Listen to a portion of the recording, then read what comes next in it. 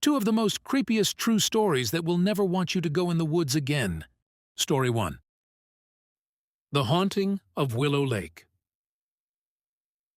The old cabin by Willow Lake had always been a place of mystery in our small town. Nestled deep in the woods, its weathered exterior and boarded-up windows seemed to whisper tales of long-forgotten secrets. As children, we dared each other to approach its creaky porch steps, but never ventured inside, warned by our parents of its ominous past. One summer, curiosity got the better of my friend Emily and me. Armed with flashlights and trembling courage, we decided to explore the cabin on a moonless night.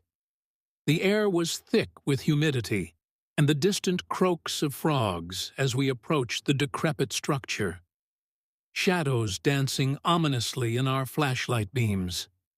The door creaked open with a reluctant groan, revealing a musty interior coated in layers of dust. Our footsteps echoed on the bare floorboards as we cautiously ventured deeper into the cabin. The walls seemed to whisper with the faintest breeze, stirring the curtains that hung like ghosts in the moonlight, filtering through cracks in the roof. In the corner of the main room, we discovered an old photograph, its edges curling with age. It depicted a family from a bygone era, their faces frozen in a stern gaze. Emily shivered, sensing a presence that seemed to envelop us like a heavy fog. We moved through each room, our hearts pounding in our chests, encountering only silence broken by the occasional creak of floorboards beneath our feet. As we reached the attic, the air grew colder, and our flashlights flickered ominously. Amidst the cobwebs and forgotten belongings, we stumbled upon an old diary, its pages yellowed and fragile. Emily hesitated, her hand trembling as she opened it to the first entry. The diary belonged to a woman named Eliza, who had lived in the cabin in the late 1800s. Her entries spoke of loneliness and despair, of strange occurrences and sightings she couldn't explain. She wrote of hearing whispers in the dead of night, of shadows that moved of their own accord, and of a presence that haunted her every waking moment. One entry stood out, written with frantic scribbles that trailed off into illegible scrawls. It described a ritual conducted by the lake, a desperate attempt to appease whatever malevolent force dwelled within the woods. Emily's eyes widened in fear as we realized the truth. Eliza had been driven to madness by the entity that lurked in the shadows of the cabin. Suddenly, a cold wind swept through the attic, extinguishing our flashlights and plunging us into darkness. Panic seized us as we fumbled in the blackness, our fingers brushing against unseen horrors that seemed to reach for us from every corner. Emily let out a piercing scream as a spectral figure materialized before us, its eyes hollow and its form flickering like a dying flame. In a desperate bid for escape, we stumbled back down the stairs and out into the cool night air. The cabin seemed to sigh in relief as we fled, its secrets once again concealed within its decaying walls. We never spoke of that night again, but the memory of Eliza's desperate scribbles and the chilling presence that haunted the cabin by Willow Lake would forever linger in our minds.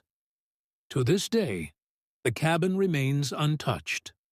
A silent sentinel by the lake, its windows boarded up against the curious eyes of those who dare to tread too close to its whispered secrets.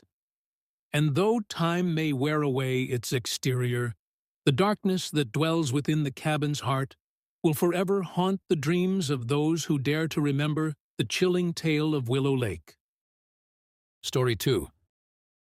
Two friends, Mark and Lisa, decided to hike through the woods at night, seeking the thrill of adventure. The forest was dense, the moonlight barely penetrating the thick canopy above. As they ventured deeper, the path narrowed, and the trees seemed to close in on them. The air was cool, carrying the earthy scent of moss and fallen leaves. Mark led the way, flashlight in hand, while Lisa followed closely, glancing around nervously. Every snap of a twig and rustle of leaves made her heart race. They had heard stories about these woods, tales of spirits and strange occurrences, but dismissed them as local folklore. As they walked, they came across an old, overgrown trail that veered off the main path. Curiosity piqued. Mark suggested they explore it. Lisa hesitated, but his excitement was infectious, and she reluctantly agreed.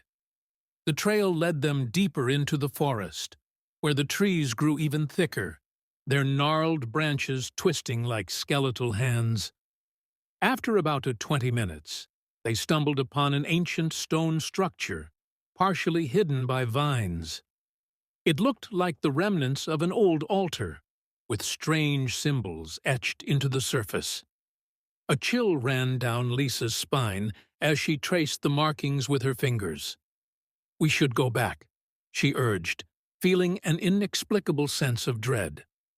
Ignoring her unease, Mark examined the altar, fascinated. Suddenly, a low hum filled the air, vibrating through the ground beneath their feet. The symbols on the altar began to glow faintly, casting an eerie light. Lisa grabbed Mark's arm, her voice trembling. "Something's not right." The hum grew louder, resonating through the trees. Shadows danced around them, and the air turned frigid.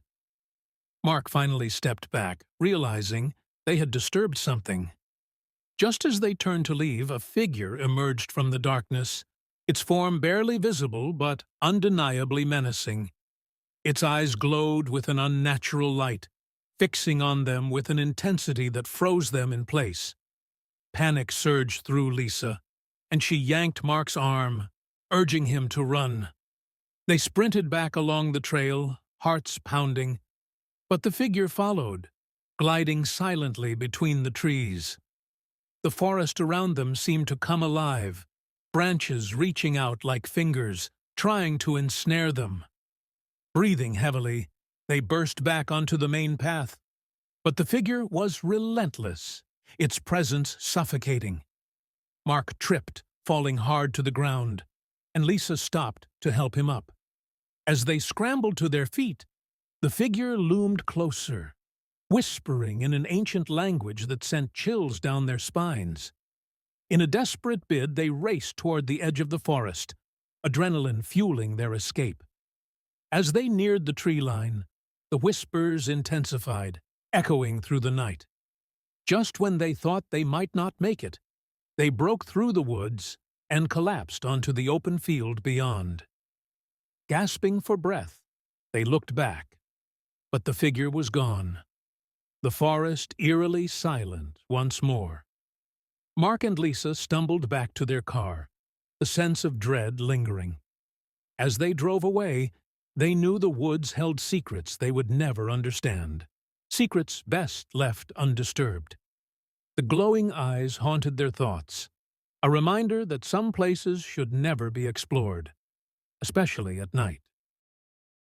If you guys liked this video, hit like and subscribe. Don't forget to comment which story was your favorite.